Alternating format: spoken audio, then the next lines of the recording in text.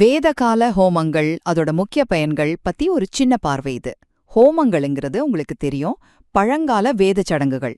இதுல என்ன பண்ணுவாங்கன்னா, அக்னி, அதாவது புனித தீ வழியா சில தெய்வங்கள வணங்கி நம்ம வாழ்க்கையில தடைகளை நீக்கிறதுக்கும் செல்வம், ஆரோக்கியம் மாதிரி நல்ல விஷயங்களை அடையறதுக்கும் செய்வாங்க.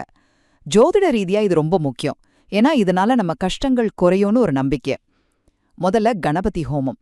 இப்போ நீங்க ஏதாவது புதுசா ஆரம்பிக்கிறீங்கன்னா அதுல வர தடைகள் எல்லாம் நீங்கி நீங்க எடுத்த காரியம் நல்லபடியா முடியணுங்கிறதுக்கு இது ரொம்பவே உதவும். நிறைய பேர் வேற ஹோமம் செய்யறதுக்கு முன்னாடி இதை செய்வாங்க இல்லையா? அடுத்ததா லக்ஷ்மி குபேர ஹோமம். இது பேர்லயே இருக்கு பாருங்க, செல்வம், பணம், பொருளாதார முன்னேற்றம் இதெல்லாம் வேணும்னு நினைக்கிறவங்களுக்காக இது. லக்ஷ்மியும் குபேரனும் தான் இதுல முக்கிய தெய்வங்கள். மூணாவதா கல்யாண தடைகளை நீக்கிற ஹோமங்கள் இருக்கு. இப்போ உதாரணத்துக்கு ஸ்வயம்வர கலா பார்வதி ஹோமம், இது பெண்களுக்கு. அப்புறம் ஸ்ரீ காந்தர்வ ராஜஹோமம் ஆண்களுக்கு. இதெல்லாம் செஞ்சா கல்யாண தடை நீங்கி சீக்கிரமா திருமணம் நடக்கும்னு ஒரு நம்பிக்கை. கடைசியா நவக்கிரக ஹோமம்.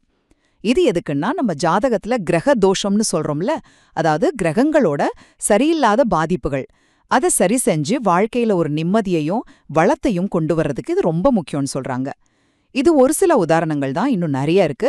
ஆக உங்க தேவைக்கும் உங்க ஜோதிட நிலைமைக்கு ஏத்த மாதிரி சரியான ஓமத்தை தேர்ந்தெடுத்து செஞ்சா வாழ்க்கையில நல்ல முன்னேற்றத்தை பார்க்கலாம்.